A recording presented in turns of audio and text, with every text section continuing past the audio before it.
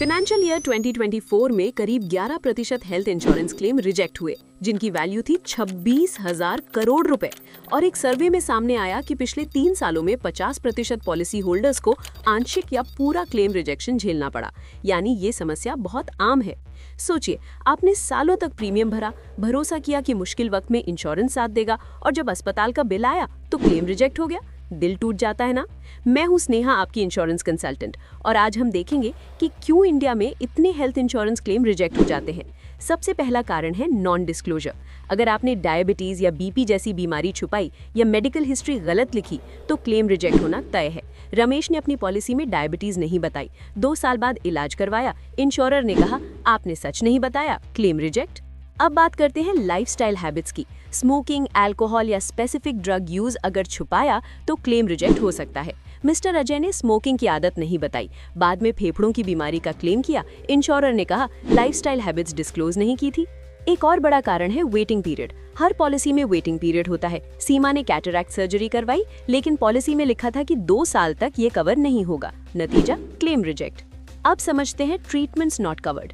OPD, dental, cosmetic, fertility treatments अक्सर बाहर रहते हैं। अजय ने डेंटल इम्प्लांट करवाया और बिल भेजा, इंश्योरर ने कहा डेंटल ट्रीटमेंट पॉलिसी में नहीं है। हॉस्पिटलाइजेशन क्राइटेरिया, 24 घंटे से कम एडमिशन, सिर्फ टेस्ट या ऑब्जर्वेशन के लिए भर्ती, ये क्लेम रिजेक्शन के कारण है।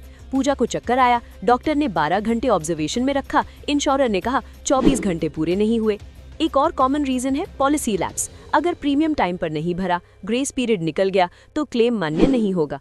अब देखते हैं documentation issues. Discharge summary missing, bill पर हॉस्पिटल की सील नहीं या डॉक्यूमेंट्स लेट सबमिट करना, ये सब रिजेक्शन का कारण है। नीलम ने बिल भेजा लेकिन हॉस्पिटल की सील नहीं थी, इंश्योरर ने कहा डॉक्यूमेंट्स इनकम्प्लीट है।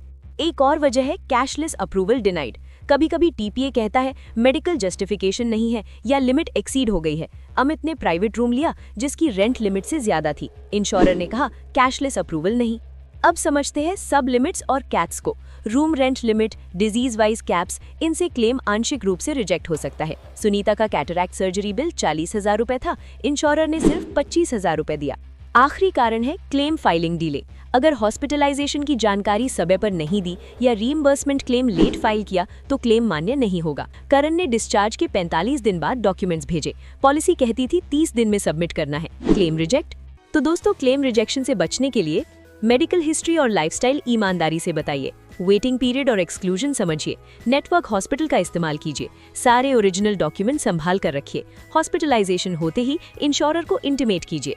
और मेरा मकसद है कि आपका क्लेम कभी रिजेक्ट ना हो। अगर ये वीडियो आपको पसंद आया हो तो लाइक